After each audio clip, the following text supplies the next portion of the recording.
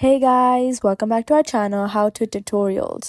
In this video, I'm going to be showing you how to log into your AHN Workday account online. Firstly, you have to make sure that you have an account. If you do, then you may go to your preferred web browser. Here, I'm using Safari for now.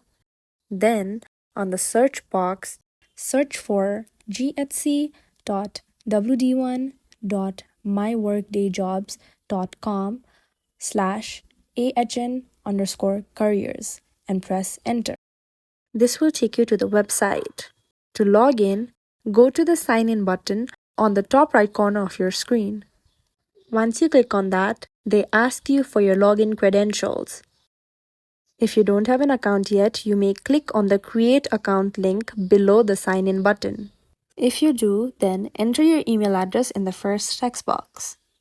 Then enter your password in the second. In any case, if you forget your password, then you may click on the Forgot Your Password link below. Once you've made sure that you have filled in your details correctly, then you may click on the Sign In button.